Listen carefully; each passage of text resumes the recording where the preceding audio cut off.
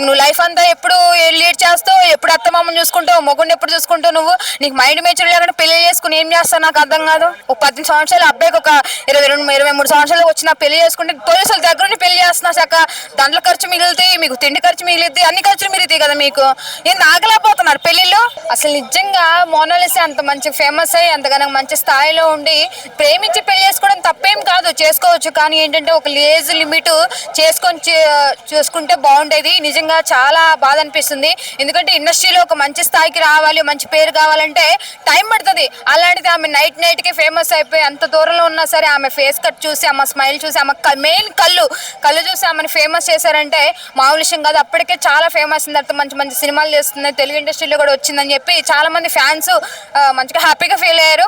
అందులో ఎవరినో లవ్ చేసిందంట, ఫేస్బుక్ లో ఇన్స్టాగ్రామ్ లో ఎవరినో పరిచయమైన అబ్బాయిని చూసి పెళ్లి చేసుకుంది. కానీ కొంచెం ఏజ్ లిమిట్ చూసుకొని పెళ్లి చేసుకుంటే ఆమెకి కొంచెం లైఫ్ అనేది ఉండేది. పేరెంట్స్ అలా చేయడం అనేది తప్పేం కాదు, నేను దాని పేరెంట్స్ కూడా యాక్సెప్ట్ చేస్తాను. ఎందుకంటే ఒక ఏజ్ లిమిట్ లేకుండా మైండ్ మెచ్యూర్ లేకుండా పెళ్లి చేసుకుని తర్వాత ఆమె ఇప్పుడు ఫ్యూచర్ లో ఇంకా ఇబ్బంది పడొచ్చేమో చెప్పలేం కదా, మనం ఎవరైనా చూడలేము. అది షో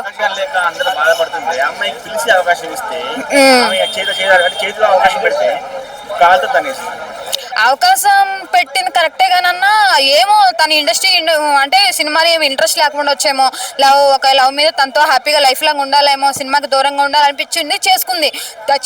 పెళ్లి చేసుకోవడం లవ్ చేయడం నేను తప్పనట్లేదు. కానీ ఒక ఏజ్ లిమిట్ చూసి మంచిగా మైండ్ మెచ్యూర్ చూసి పెళ్లి చేసుకుంటే ఆమెకి ఆమె పేరెంట్స్కి కొంచెం లైఫ్ అనేది బాగుండేది కదా అని చెప్పి నా అభిప్రాయం అంతే.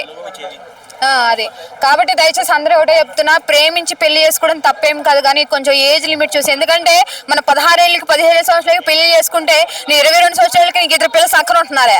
నువ్వు లైఫ్ అంతా ఎప్పుడు లీడ్ చేస్తావు, ఎప్పుడు అత్తమామని చూసుకుంటావు, మొగుడిని ఎప్పుడు చూసుకుంటావు, నువ్వు నీకు మైండ్ మెచ్యూర్ లేకుండా పెళ్లి చేసుకుని ఏం చేస్తావు నాకు అర్థం కాదు. పరిస్థితి ఏముందంటే దయచేసి అమ్మాయికి పెళ్ళి అనేది అబ్బాయిని తీసేసి కొంచెం ఏజ్ మైనారిటీ తీరిన తర్వాత 18 మైనారిటీ తీరిన తర్వాత పోలీసుల దగ్గర నుండి పెళ్లి చేస్తున్నారు. ఇప్పుడు వద్దురా నాయన అంటే వాళ్ళ దగ్గర నుండి పెళ్లి చేస్తున్నారు.